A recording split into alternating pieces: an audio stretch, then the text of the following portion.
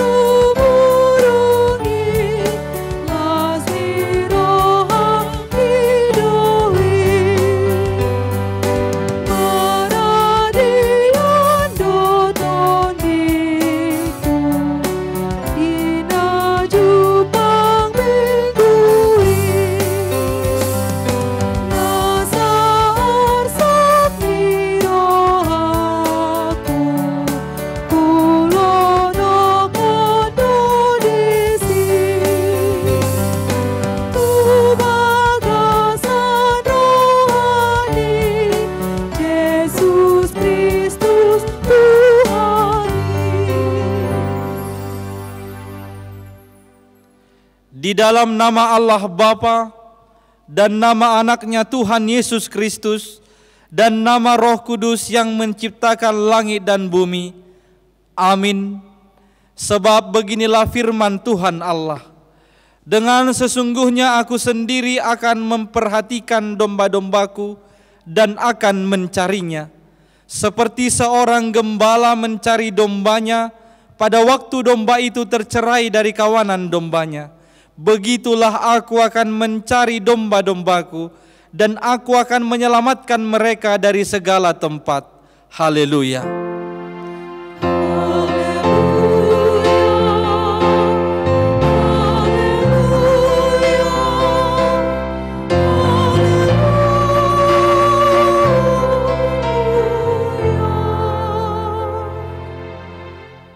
Kita berdoa. Ya Tuhan Allah yang Maha Kasih dan Maha Baik, kami patut kena hukum-Mu karena kelalaian kami terhadap firman-Mu. Ampunilah dosa kami dan jauhkanlah kekurangan kami. Berkati dan kuatkanlah jemaat-Mu supaya kami lepas dari kesengsaraan ini. Kami memuji Engkau dalam nama anak-Mu Tuhan Yesus Kristus Tuhan kami. Amin.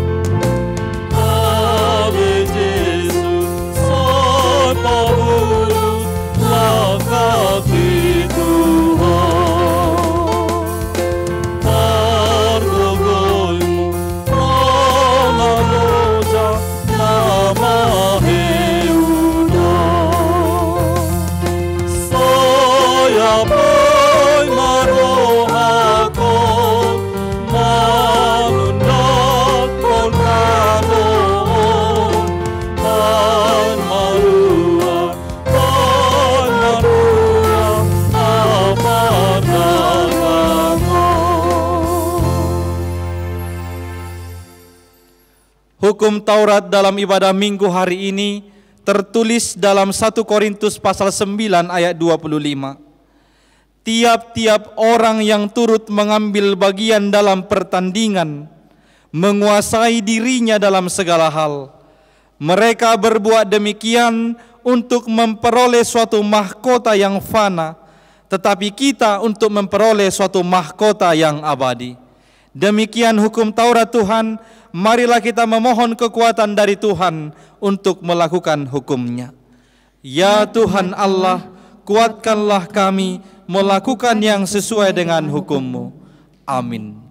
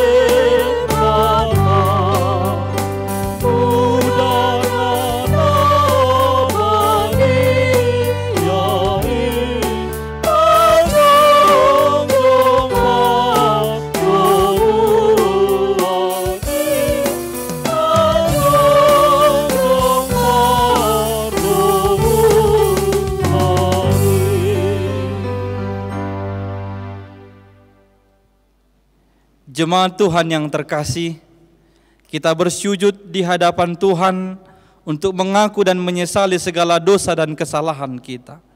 Marilah kita merenungkan segalanya di hadapan Tuhan, kita berdoa. Ya Tuhan Allah Bapa kami yang Maha Kuasa, kami berseru dan memanggil nama-Mu karena kami susah dan gelisah mengingat segala dosa dan kejahatan kami. Kasihanilah kami orang yang berdosa ini. Ya Tuhan Yesus Kristus, Engkau telah datang ke dunia menjadi manusia, mati dan bangkit kembali, serta naik ke surga untuk membela dan menyelamatkan kami. Kasihani dan kuatkanlah iman kami untuk bersyukur kepadamu. Ya Roh Kudus penghibur orang berduka, sembuhkanlah segala penyakit dan penderitaan kami karena dosa. Tinggallah bersama kami, agar kami senantiasa bersukacita melakukan kehendak-Mu. Engkaulah sumber pengasihan dan pengampunan, janganlah lupakan kami. Dengarlah doa dan permohonan kami ini, ya Allah Bapa, Anak, dan Roh Kudus. Amin.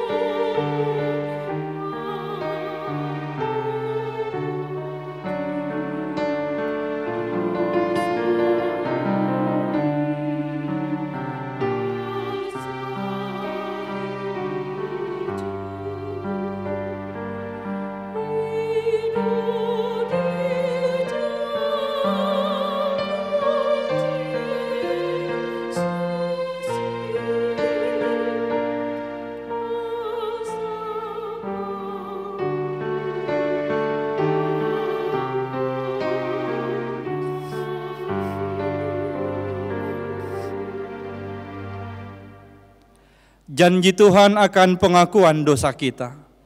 Marilah kepadaku semua yang letih lesu dan berbeban berat, aku akan memberi kelegaan kepadamu. Pikullah kuk yang kupasang dan belajarlah padaku, karena aku lemah lembut dan rendah hati, dan jiwamu akan mendapat ketenangan. Sebab kuk yang kupasang itu enak dan bebanku pun ringan. Kemuliaan bagi Allah di tempat yang maha tinggi. Amin.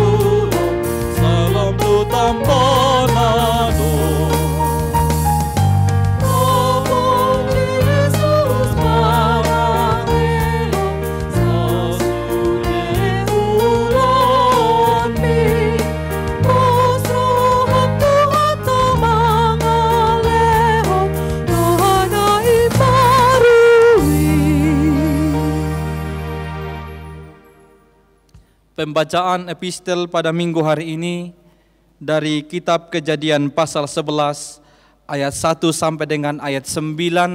Kita membacanya secara responsoria. Beginilah firman Tuhan. Menara Babel.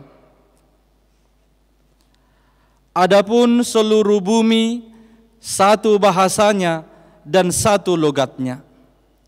Maka berangkatlah mereka ke sebelah timur dan menjumpai tanah datar di tanah Sinear, lalu menetaplah mereka di sana. Mereka berkata seorang kepada yang lain, marilah kita membuat batu bata dan membakarnya baik-baik. Lalu bata itulah dipakai mereka sebagai batu dan tergala-gala sebagai tanah liat. Juga kata mereka, marilah kita dirikan bagi kita sebuah kota dengan sebuah menara yang puncaknya sampai ke langit.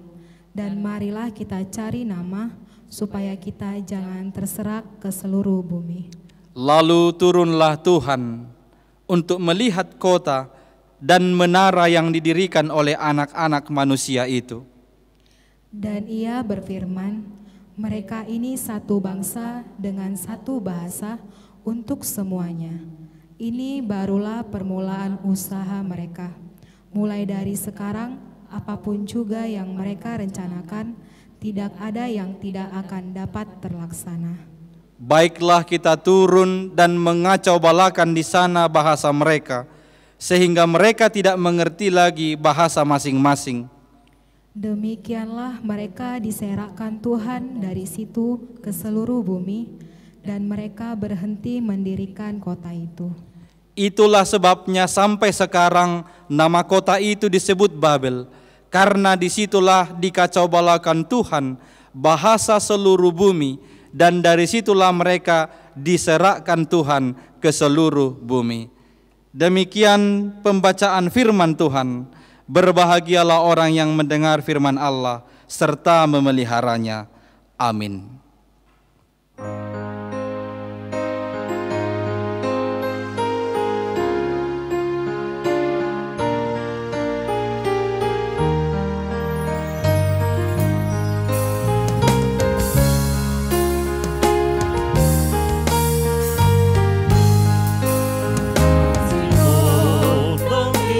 Yesus,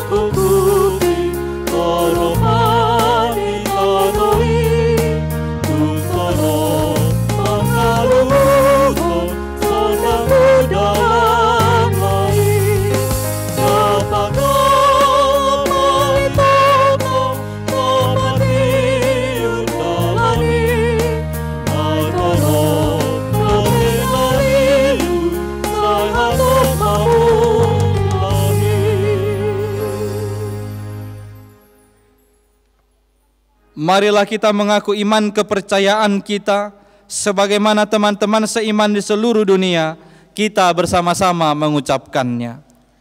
Aku percaya kepada Allah, Bapa yang Maha Kuasa, Khalik langit dan bumi. Aku percaya kepada Yesus Kristus, Anaknya yang tunggal Tuhan kita, yang dikandung daripada Roh Kudus, lahir dari anak darah Maria, yang menderita sengsara di bawah pemerintahan Pontius Pilatus, disalibkan, mati dan dikuburkan, yang turun ke dalam kerajaan maut, pada hari yang ketiga bangkit pula dari antara orang mati, naik ke surga, duduk di sebelah kanan Allah, Bapa yang Maha Kuasa. Dari sana akan datang kelak untuk menghakimi orang yang hidup dan yang mati. Aku percaya kepada Roh Kudus dan adanya satu gereja yang kudus, persekutuan orang kudus, pengampunan dosa, kebangkitan daging, dan hidup yang kekal. Amin.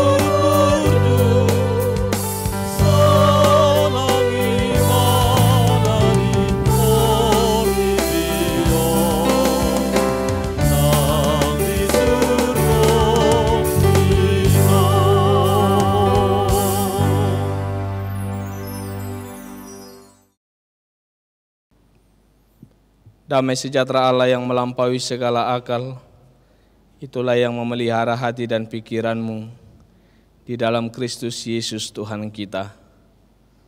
Amin.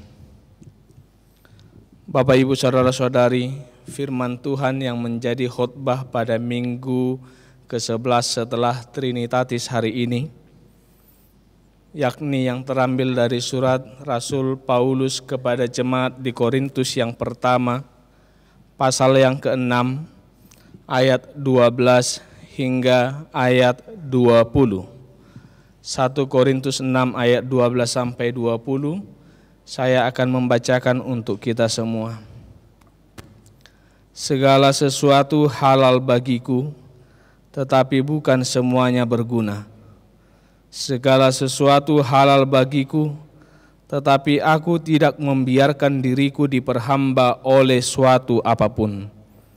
Makanan adalah untuk perut, dan perut untuk makanan, tetapi kedua-duanya akan dibinasakan Allah. Tetapi tubuh bukanlah untuk percabulan, melainkan untuk Tuhan, dan Tuhan untuk tubuh. Allah yang membangkitkan Tuhan akan membangkitkan kita juga oleh kuasa-Nya. Tidak tahukah kamu bahwa tubuhmu adalah anggota Kristus? Akan kuambilkah anggota Kristus untuk menyerahkannya kepada percabulan? Sekali-kali tidak. Atau tidak tahukah kamu bahwa siapa yang mengikatkan dirinya pada perempuan cabul menjadi satu tubuh dengan dia? Sebab demikianlah kata Nas, keduanya akan menjadi satu daging. Tetapi siapa yang mengikatkan dirinya pada Tuhan menjadi satu roh dengan dia. Jauhkanlah dirimu dari percabulan.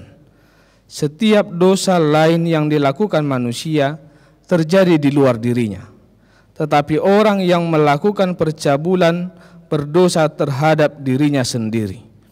Atau tidak tahukah kamu bahwa tubuhmu adalah bait Roh Kudus yang diam di dalam kamu, Roh Kudus yang kamu peroleh dari Allah, dan bahwa kamu bukan milik kamu sendiri, sebab kamu telah dibeli dan harganya telah lunas dibayar.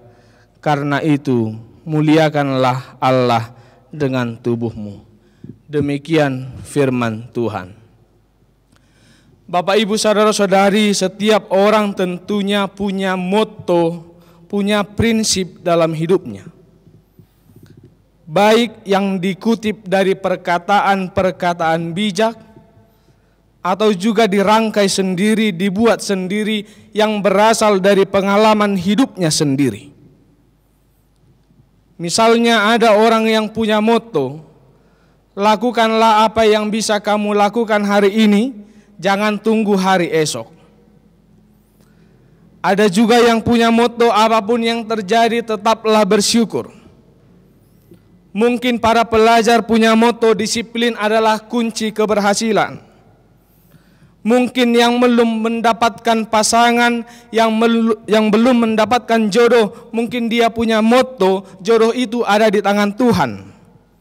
Tapi kalau sudah sampai tua tidak juga dapat pasangan, tidak juga dapat jodoh, mungkin mottonya bisa berubah. Kalau tadi jodoh ada di tangan Tuhan, sekarang mottonya Tuhan lepas tangan. Dalam arti, motto itu mampu mempengaruhi cara hidup manusia, cara berpikir, cara bertindak, cara merasa. Demikian juga dengan jemaat yang ada di Korintus ketika itu, mereka punya motto bahwa segala sesuatu halal bagiku. Mereka berkata demikian karena mereka beranggapan kalau mereka sudah ditebus oleh Kristus, maka bebas untuk berbuat, bebas untuk melakukan apa saja yang mereka mau, sesuka hatinya, termasuk dosa seksual. Bagi mereka itu sah-sah saja, bagi mereka itu adalah halal.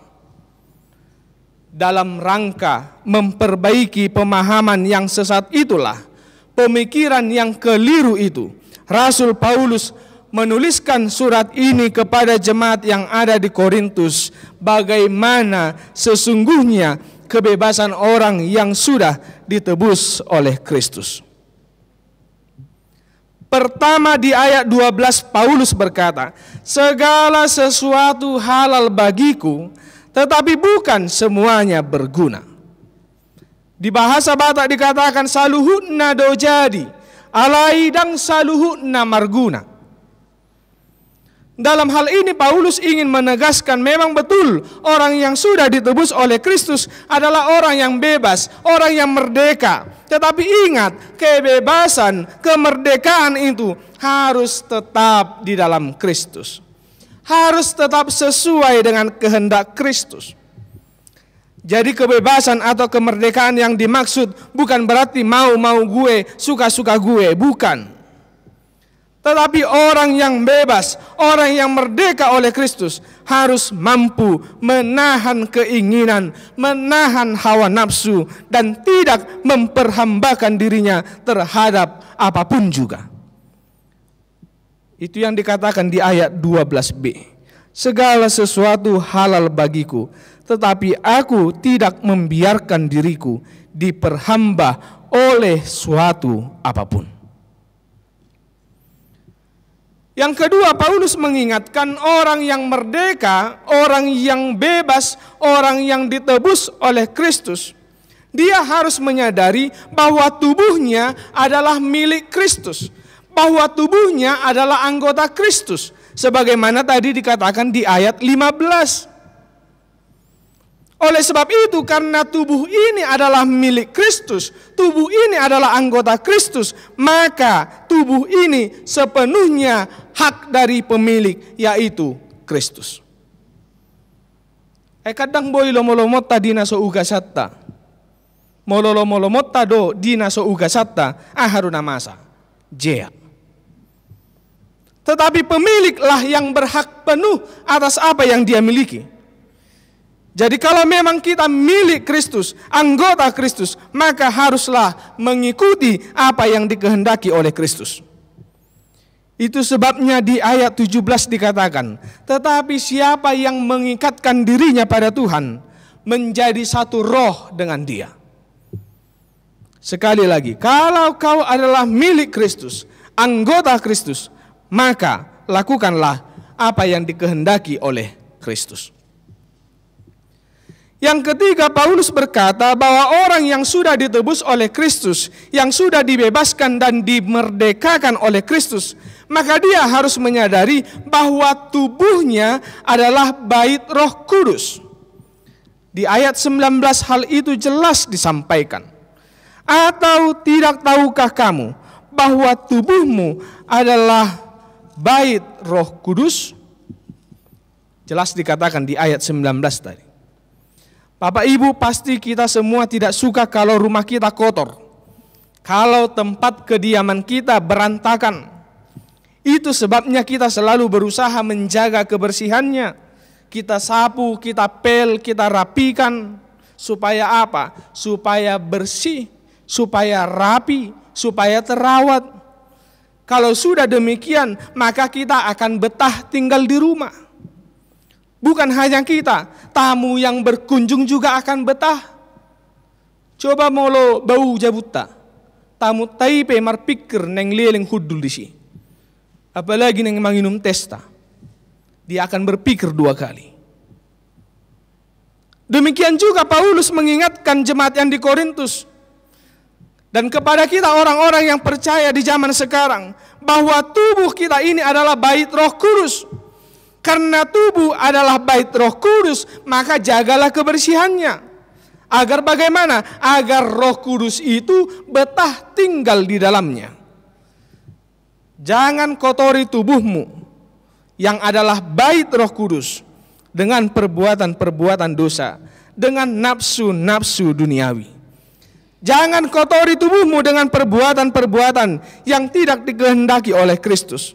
Tetapi justru yang harus kita lakukan sebagai tanda bahwa tubuh ini adalah bait Roh Kudus adalah seperti perkataan di ayat 20. Apa dikatakan di sana?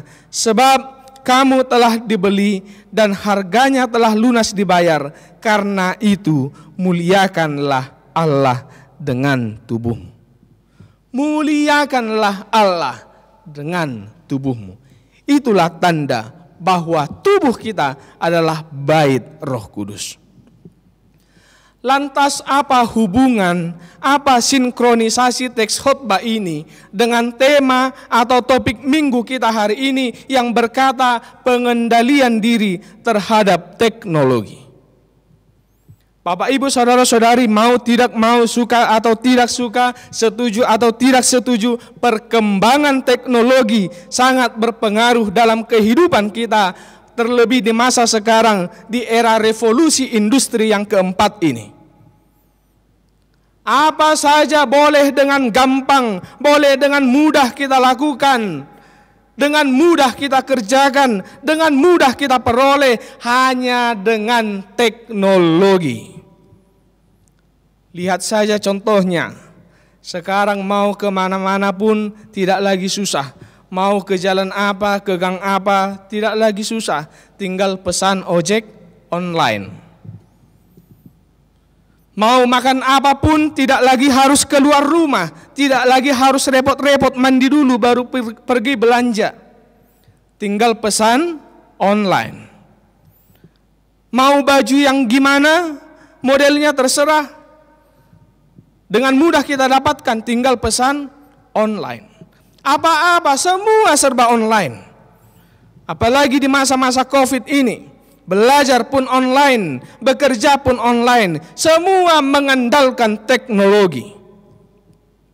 Dalam rangka perkembangan teknologi yang semakin hari semakin maju dan semakin pesat, dibutuhkan pengendalian diri. Rikot pangarajayo diri. Jangan sampai teknologi yang menguasai hidupmu, tetapi kitalah yang harus menguasai teknologi itu. Kalau sudah kita yang menguasai teknologi, maka nafsu keinginan duniawi juga akan bisa kita kendalikan. Secara khusus bagi suami-suami dan istri-istri, karena ini yang paling rawan, tingkat perselingkuhan, tingkat perceraian sangatlah tinggi dan berdasarkan survei pada umumnya disebabkan oleh perkembangan teknologi, khususnya media sosial. Saya mau katakan bagi para suami-suami, secantik apapun wanita yang muncul di media sosialmu, baik di Facebook, di IG, di Twitter, atau dimanapun, ingatlah istrimulah yang paling cantik. Dan bukan hanya suami, kepada istri juga. Seganteng apapun pria yang muncul di media sosialmu, ingatlah suamimu lah yang paling ganteng. Sehingga tidak ada lagi istilah pelakor dan pecekor, perebut laki orang dan perebut cewek orang. Dan ingat kita ketujuh, jangan engkau berzina, unako mangalaku. Tetapi pada minggu hari ini, hendaklah kita semua mampu mengendalikan diri terhadap teknologi. Sebab kita adalah milik Kristus, anggota Kristus, kepunyaan Kristus. Maka hidup kita juga harus sesuai dengan kehendak Kristus. Amin. Kuatkan kami Tuhan untuk menghidupi firman-Mu, agar kami menyadari bahwa tubuh kami ini adalah milik Kristus dan baik Roh Kudus. Sehingga apapun yang kami lakukan semuanya berdasar dengan kehendak Kristus. Di dalam Kristus dengarkanlah doa kami. Amin.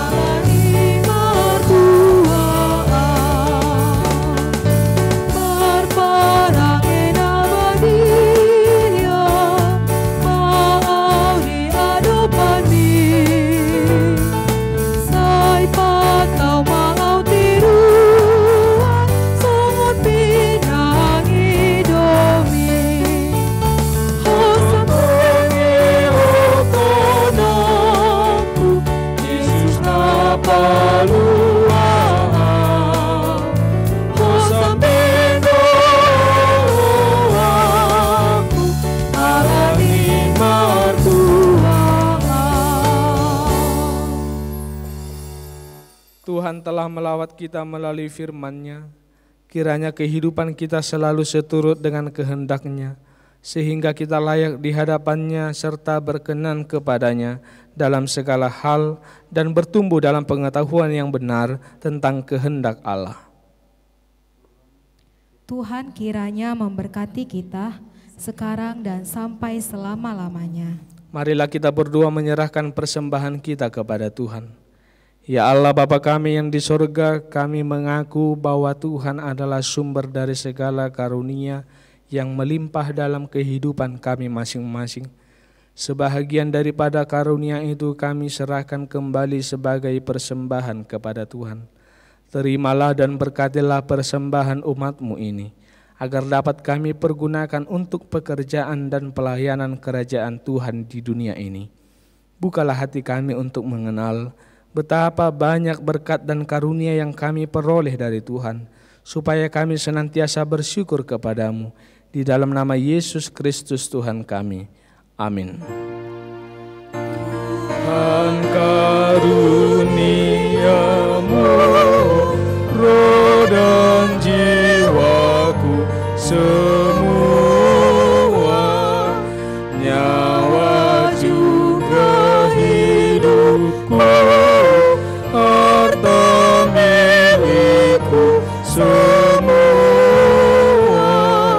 ku serahkan padamu untuk selama-lamanya. Bapa kami yang di sorga, dikuduskanlah namamu, datanglah kerajaanmu, jadilah kehendak-Mu di bumi seperti di sorga. Berikanlah kami pada hari ini makanan kami yang secukupnya, dan ampunilah kami akan kesalahan kami, seperti kami juga telah mengampuni orang yang bersalah kepada kami. Dan janganlah membawa kami ke dalam pencobaan, tetapi lepaskanlah kami daripada yang jahat.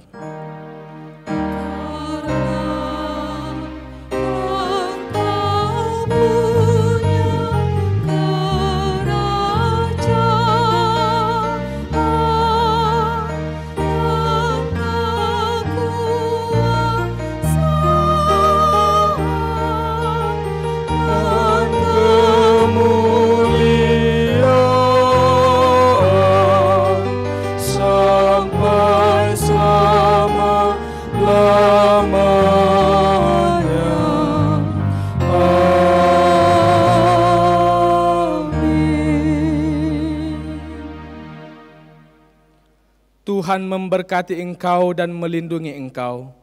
Tuhan menyinari engkau dengan wajah-Nya dan memberi engkau kasih karunia. Tuhan menghadapkan wajah-Nya kepadamu dan memberi engkau damai sejahtera.